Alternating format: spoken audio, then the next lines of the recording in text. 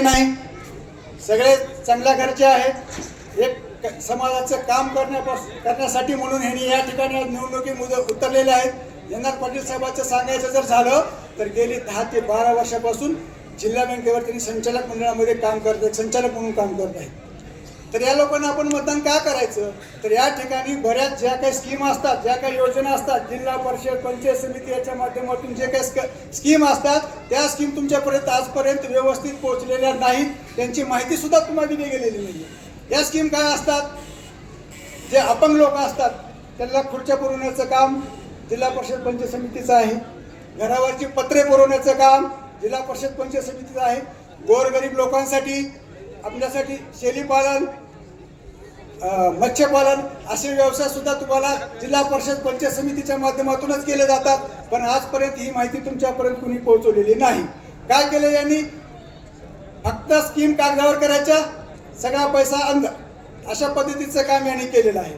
तर या ठिकाणी आपणाला यांच्यातून सुटका मिळवण्यासाठी, भ्रष्टाचारातून मुक्ता मिळवण्यासाठी, या सगळ्या गोष्टी करण्यासाठी आपल्याला काँग्रेस पक्षाच्या पाठीमागं खंबीरपणे उभं राहायचं. मी तुम्हाला वारंवार आवाहन करत आहे की काँग्रेस पक्षाच्याच पाठीमागं आपल्याला उभं राहायचं. याच्यातून सगळ्यांची सुटका करण्यासाठी आपल्याला आलं लक्षात.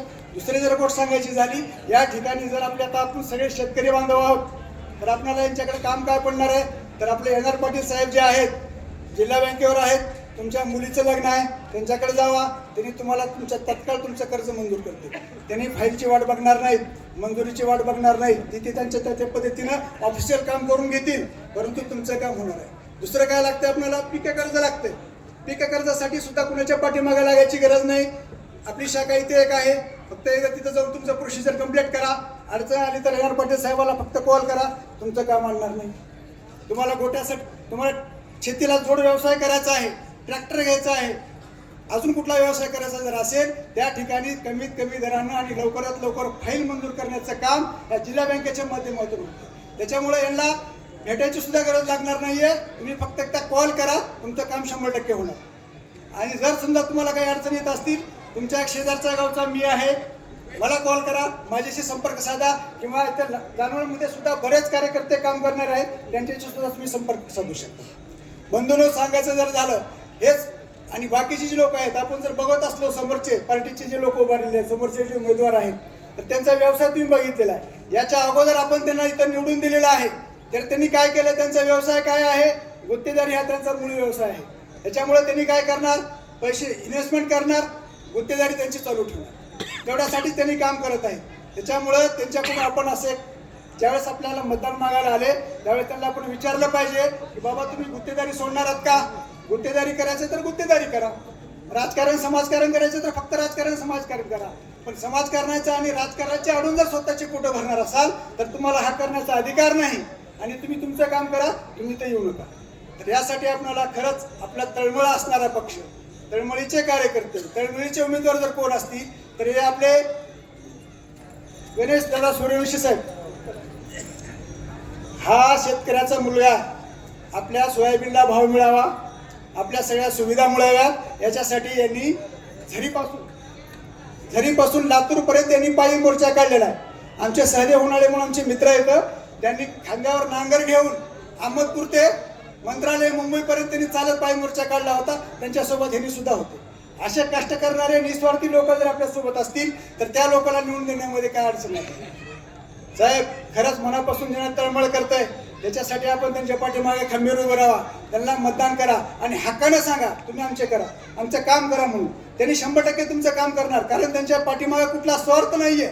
बगर स्वार्थानं काम करणारे लोक आहेत ते. पंचायत समितीच्या ठिकाणी जर कोणी जर तुम्हाला विहिरीसाठी, घरकुलसाठी, कुठल्या स्कीमसाठी, गोट्यासाठी जर कोण पैसे मागत असेल तर त्या पैसे न देता, न 1 रुपया घेता काम करण्याची जबाबदारी या गणेश सूर्यवंशी आणि खंदारे यांच्यावर असेल. आणि त्यासाठी ताकद देण्यासाठी म्हणून या ठिकाणी यंदार पाटील साहेब आहेत.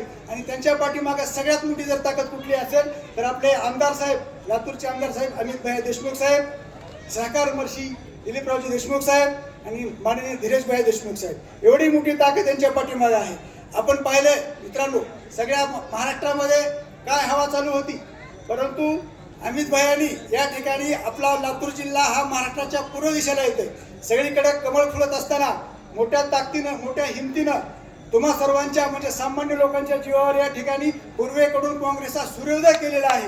ही सगळ्यात मोठी ताकद या ठिकाणी आपण आज महाराष्ट्रामध्ये उदाहरण निर्माण केलं। आणि मी तुम्हाला खात्रीपूर्वक सांगतो, पूर्वेकडून निघालेला सूर्य 100%च आपल्याला या ठिकाणी पूर्ण महाराष्ट्रावर आणि पूर्ण देशावर काँग्रेसचा झेंडा फडवण्यासाठी एक चिंगारी म्हणून, एक उत्साह म्हणून ही ताकद जी आपण आम्ही बाहेर दाखवून दिली, ही तुमच्या सर्वसामान्यांच्या माध्यमातून, नागरिकांच्या माध्यमातून उभी केलेली आहे। तीच ताकद अशीच कायमस्वरूपी चालू ठेवावी आणि आपल्याला सगळ्या सुविधा काहीच रुपया कुठं न देता मिळायला पाहिजेत या भावनेतून काम करणारी ही सगळी लोक आहेत। यासाठी म्हणून आपली ताकद जी आहे ती पूर्ण ताकद काँग्रेस पक्षाच्या पाठीमागे उभं करा। एवढंच बोलून मी माझे 2 शब्द संपवितो। जय हिंद। जय